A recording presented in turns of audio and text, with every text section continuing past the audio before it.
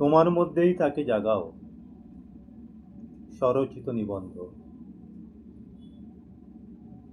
তোমার মধ্য দিয়েই তার সৌন্দর্যের প্রকাশ হোক, হোক তার পরিপূর্ণ বিকাশ।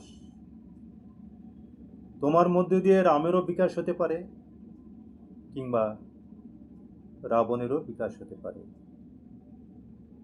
দুটোই তার দুই বিপরীতধর্মী সত্তার পরিপূর্ণ প্রকাশ।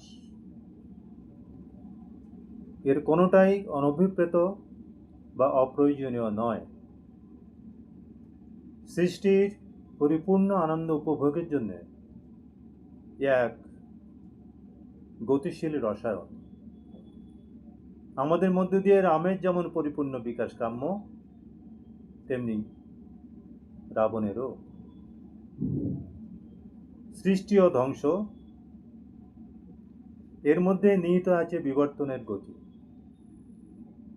আমাদের প্রকৃতি অনুযায়ী যারা যে ভূমিকায় স্বাচ্ছন্দ্য বোধ করে বা করেন, সেই ভূমিকায় সে বা তারা অভিনয় করে তার অন্তিম সফলতায় পৌঁছে যাওয়াতেই সৃষ্টির সফলতা। রাবণও বুক চিরে রামকে দেখিয়েছিলেন, কেউই ফেলনা নয়। নাটক তখনই জমে ওঠে যখন মঞ্চে দুই বিপরীতধর্মী ভূমিকায় অবতীর্ণ দুটি চরিত্রের পরিপূর্ণ বিকাশ ঘটে। সেজন্য সংসারটাকে রঙ্গমঞ্চ হিসাবে দেখা যায়। অন্ধকার যত প্রগাঢ় হবে, আলো তার বুকে ততটাই উজ্জ্বল হবে। কাজেই ভালো মন্দ, আলো আঁধার এবং পাপ পুণ্যের দ্বন্দ্বগুলো নিতান্তই আপেক্ষিক। এগুলোর মধ্যে থেকেই বেরিয়ে আসে আমাদের সামাজিক আচার বিচার, শাসন অনুশাসন এবং ন্যায় অন্যায় ইত্যাদি। তাই কবিগুরুর কথায় বলতে ইচ্ছে হয়, ন্যায় অন্যায় জানি না জানি না জানি না, শুধু তোমারে জানি, তোমারে জানি, তোমারে জানি, ওগো সুন্দর।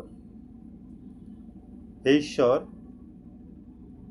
এই পৃথিবীর বিশাল রঙ্গমঞ্চের পরিচালক তুমি, তাই তোমার ইচ্ছা পূর্ণ হোক।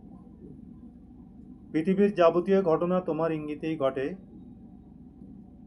একদল গবেষক জীবকুলকে বাঁচানোর জন্য অহরহ গবেষণা করে চলেছে। অপরপক্ষে আরেক দল গবেষক জীবকুলকে ধ্বংস করার জন্য মারণাস্ত্র তৈরির গবেষণায় রত। সভ্যতার শুরুতেও যা ছিল, সভ্যতার অগ্রগতিতেও সেই ধ্বংস ও সৃষ্টিলীলা সমানে চলিতেছে। তাহার কোথাও কোনো সংশোধন হয় নাই।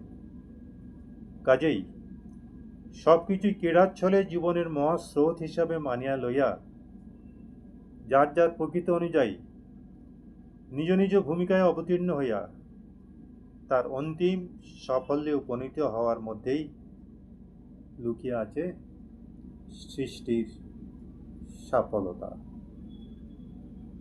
বা সৃষ্টির মাহাত্ম্য।